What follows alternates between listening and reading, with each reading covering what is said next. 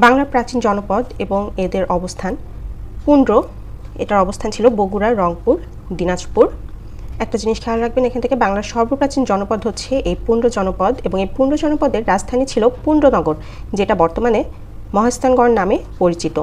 এখানে প্রশ্নে বাংলার প্রাচীন জনপদ কোনটি, সেখানে অপশনে পুন্ড্র না দিয়ে মহাস্থানগড়ের নামও থাকতে পারে, তো সেক্ষেত্রে অ্যান্সার হবে মহাস্থানগড়। পরবর্তী জনপদ হচ্ছে বরেন্দ্র। বরেন্দ্র এটা রাজশাহী অঞ্চল। এখান থেকে প্রশ্ন হতে পারে বরেন্দ্র অঞ্চল বলতে বাংলাদেশের কোন এলাকাকে বোঝায়, সেক্ষেত্রে উত্তর হবে উত্তরবঙ্গ। বঙ্গ, এটার অবস্থান ছিল ফরিদপুর, ঢাকা, ময়মনসিংহ। সমতট অঞ্চল জনপদ, যেটার অবস্থান ছিল নোয়াখালী, কুমিল্লা, এটা বাংলাদেশের পূর্ববঙ্গ। গৌড় চাঁপাইনবাবগঞ্জ জেলা। হরিকেল, এটা সিলেট, চট্টগ্রাম, যেটা পূর্ববঙ্গ ধরা হয়।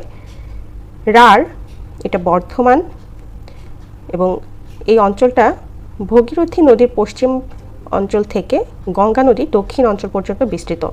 তাম্রলিপ্ত মেদিনীপুর, এই মেদিনীপুরের পূর্ব নাম ছিল দণ্ডিভুক্তি, এবং এই তাম্রলিপ্ত অর্থ হচ্ছে প্রাচীন জনপদ। এখানে একটা জিনিস খেয়াল করবেন, এই রাঢ় এবং তাম্রলিপ্ত এই দুইটা জনপদের অবস্থান ছিল বাংলাদেশের বাইরে, বর্ধমান এবং মেদিনীপুরে।